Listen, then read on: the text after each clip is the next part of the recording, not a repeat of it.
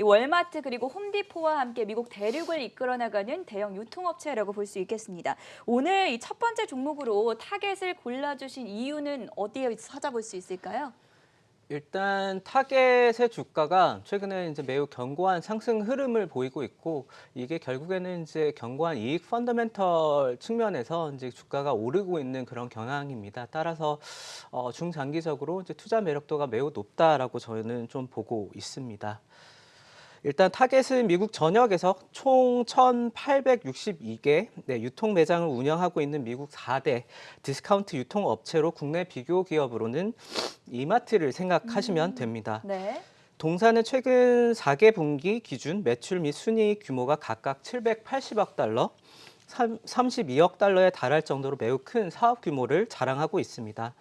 현재 전사 매출의 약 97%가 미국에서 발생하고 있고 어. 매출의 30%는 자사 브랜드 또는 타겟에서만 판매되고 있는 독점 브랜드 제품이라는 점에서 글로벌 경기 변화에 크게 민감하지 않고요. 네. 주요 제품 매출 비중을 보게 돼도 뷰티 및 가정용품이 24%, 음식료 20%, 의류 및 액세서리가 20%를 차지하는 등 전사 매출의 한 64%가량이 필수 소비재 성격의 제품군이라는 점도 눈에 띄는 부분입니다.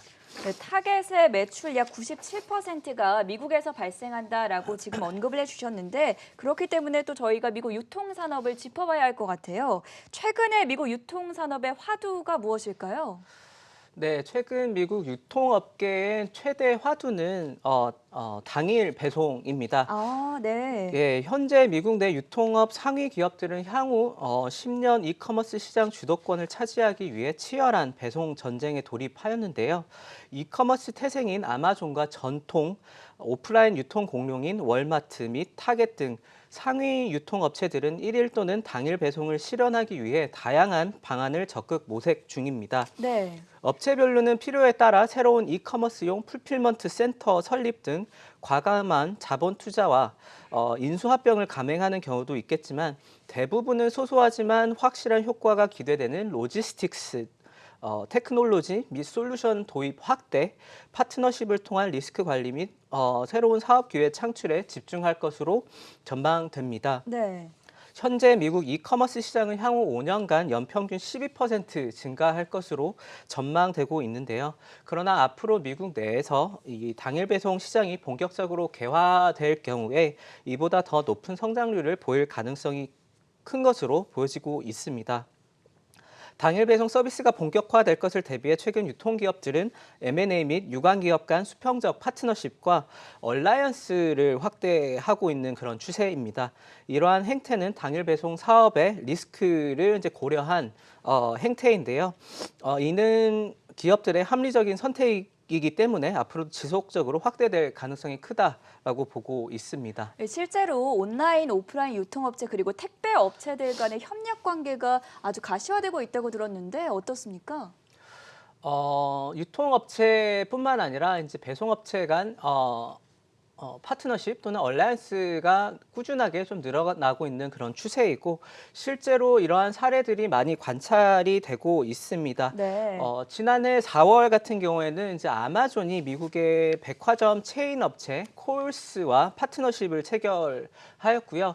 파트너십을 체결한 이유는 결국에는 아마존에서 이제 구매한 제품을 소비자가 조금 더 편하게 반품을 할 수 있게끔 이 콜스 백화점에서 이제 반품을 대신 처리하는 그런 서비스를 출시를 하였고요. 네. 어떻게 보면 이게 아마존과 그 콜스 백화점 둘 다 윈윈 할 수 있는 그런 관계이다라고 생각을 하시면 좋을 것 같습니다.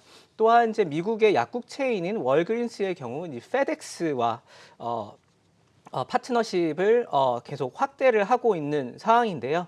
고객들의 반품 택배를 한 곳에 모아주는 그런 역할을 제공하면서 이러한 파트너십 사례가 많이 관찰이 되고 있습니다. 당일 배송의 경우에는 지금 국내 시장에서도 상당히 큰 화두로 자리를 잡고 있는데 미국 시장에서도 역시나 당일 배송 전쟁이 본격화되고 있다는 점을 짚어주셨습니다. 미국 유통산업 내 여러 메이저 플레이들 여기에 대한 다양한 대응 전략을 모색할 수밖에 없을 것 같은데 실제로 마련된 사용하고 있는 대응 전략이 있습니까? 몇 가지 전략들이 있는 것으로 좀 판단이 되고 있고요. 이러한 추세는 앞으로 더 강화될 것으로 좀 보여지고 있습니다.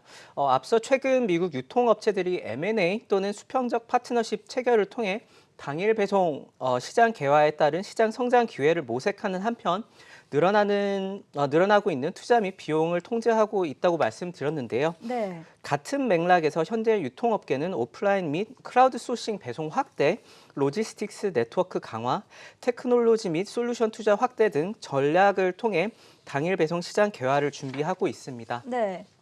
우선 오프라인 및 크라우드 소싱 배송 확대 전략에 대해서 설명을 드리겠습니다. 미국의 전통 유통업체들은 자체 오프라인 매장 또는 무인 락커 등을 활용하는 방법과 각 배송 지역의 일반인 택배원을 이용하는 크라우드 소싱 배송 등 다각적인 자구책을 지속 활용할 것으로 예상되고 있습니다. 좋은 예로는 이제 타겟의 드라이브업 서비스와 네. 2017년 동사가 인수한 클라우드 소싱 배송 업체 이 시프트를 통한 당일 배송 서비스입니다.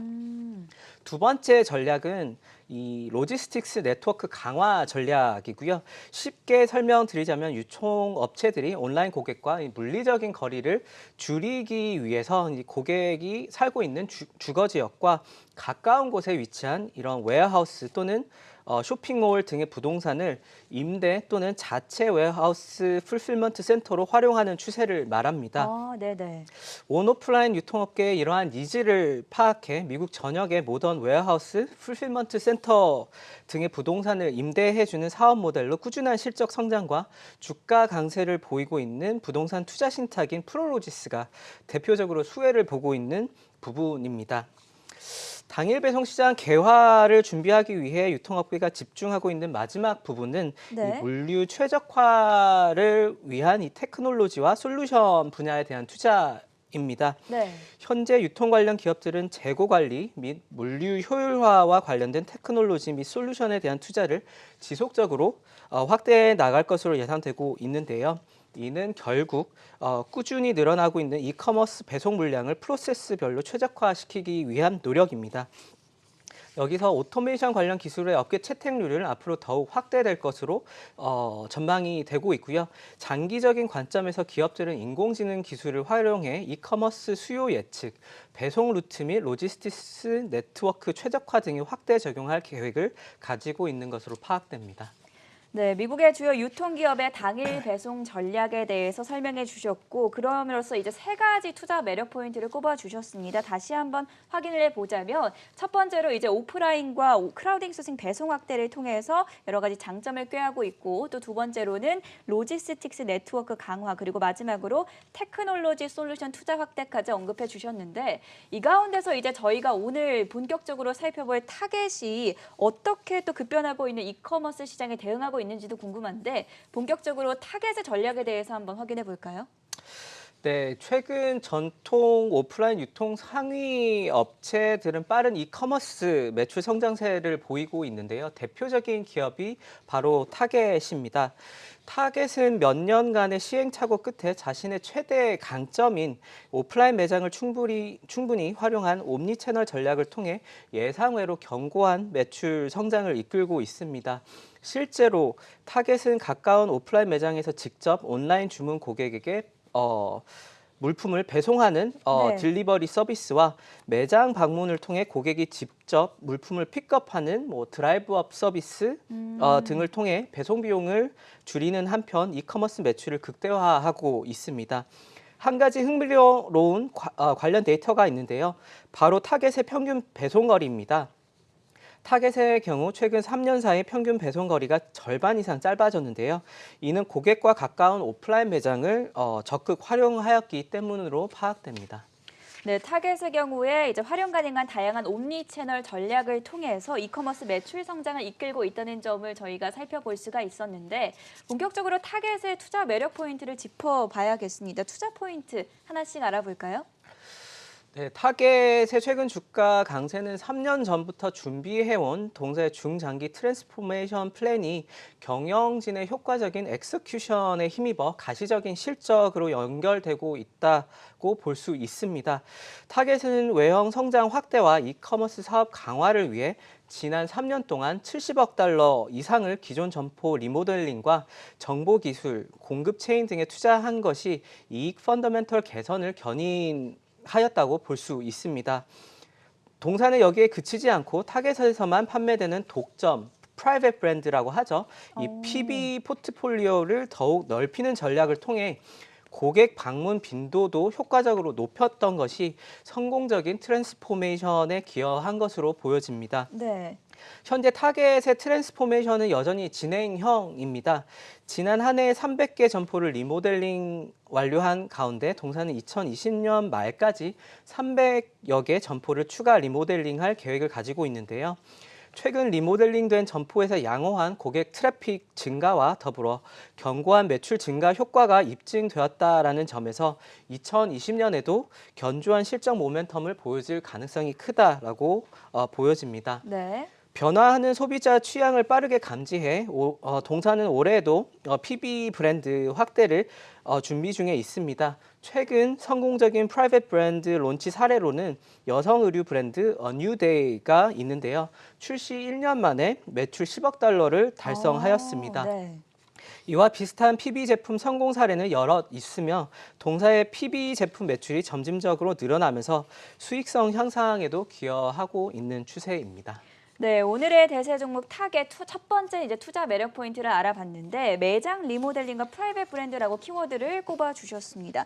300개 점포를 이미 리모델링을 완성을 지었고 또 2020년 말까지 또 다른 300개 추가 리모델링 계획을 세우고 있다라고 짚어 주셨고요. 그리고 또 소비자 취향을 빠르게 감지해내서 올해는 프라이빗 브랜드까지 런칭을 하면서 상당히 굉장한 매출을 달성하고 있다는 점까지 투자 매력 포인트로 알아봤습니다. 이렇게 첫 번째 포인트 알아봤고요. 두 번째 매력 포인트는 무엇일까요? 네, 타겟 같은 경우에는 이제 최근에 이커머스 사업을 강화하기 위해서 지난 2017년 12월에 온라인 당일 배송 서비스 플랫폼 업체인 쉬프트를 인수하였는데요. 네. 인수 초기 시스템 통합 과정을 거쳐 현재 쉬프트 서비스는 타겟 매장의 핵심 서비스 중 하나로 자리 잡아가고 있는 단계입니다. 동사는 앞으로 쉬프트를 더 많은 매장에 확대해 나갈 계획인데요. 다만 무리한 확장보다는 수익성 등을 고려해 점진적으로 진행할 가능성이 높습니다. 채널별 매출 비중을 보게 되면 오프라인이 92%, 온라인 채널이 8%에 불과해 당일 배송 서비스가 성공적으로 안착하게 되면 온라인 채널 매출은 더욱 빠르게 증가할 것으로 보여집니다. 네, 오늘 대세 종목 미국의 대형 유통업체인 타겟에 대해서 알아보고 있고요. 지금 여러분은 괜찮은 해외 주식 투자의 노하우를 전하는 해외 주식 히어로즈 시즌2를 시청하고 계십니다. 네, 앞서 타겟의 두 가지 매력 포인트를 알아봤습니다. 본격적으로 이런 매력 포인트들이 어떻게 실적에 반영돼 있는지도 궁금한데요. 최근에 나왔던 3분기 실적 함께 확인해 볼까요? 네, 타겟은 지난 11월 말 2019년 8월부터 10월까지 해당하는 2020년 회계연도 3분기 실적을 발표하였는데요. 의류 판매 호조에 힘입어 견고한 3분기 실적을 발표하였습니다. 연간 이익 가이던스도 상향 조정하였는데요.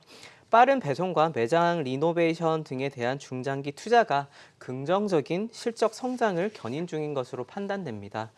3분기 매출은 전년 대비 4.7% 증가한 187억 달러, 영업이익은 전년 대비 22% 증가한 10억 달러 기록한 가운데 기존점 매출은 시장 컨센서스를 상회하는 4.5% 증가세를 시현하였으며 매장 방문 고객 트래픽도 전년 대비 3.1% 증가한 것으로 나타나 고무적입니다.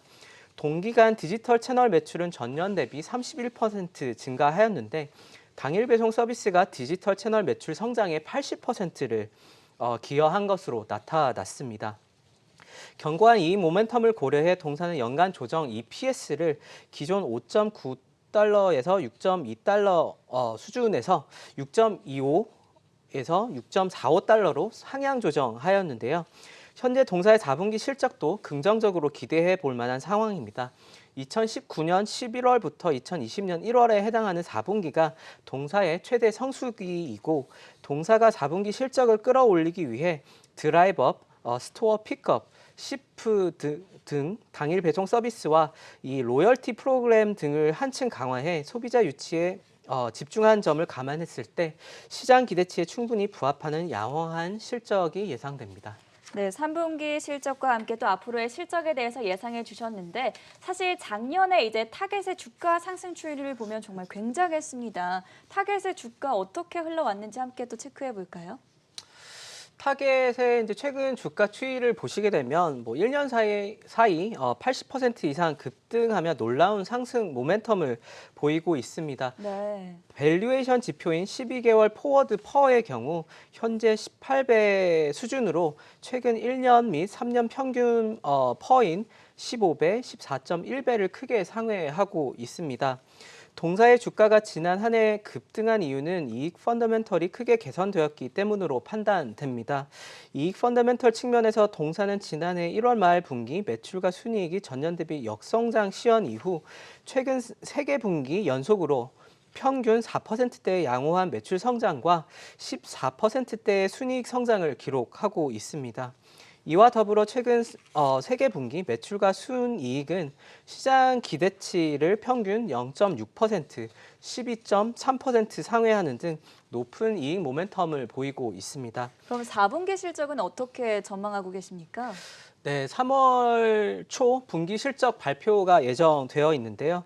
동사는 현재 양호한 4분기 실적 성장세가 이어질 가능성이 큰 것으로 판단됩니다. 실적적인 측면에서는 매우 견고한 성장 흐름 이어질 것으로 보여지고 있지만은 최근 동사의 주가가 단기간 급등하여 밸류에이션 프리미엄을 받고 있다는 점 또한 사실입니다. 4분기 실적 미스 가능성은 매우 낮으나 실적 발표를 전후로 시장에서는 이 차익 실현 가능성이 충분히 있다고 생각됩니다. 이에 주가는 단기 조정을 보일 수 있다는 점을 좀 염두하실 필요가 있습니다.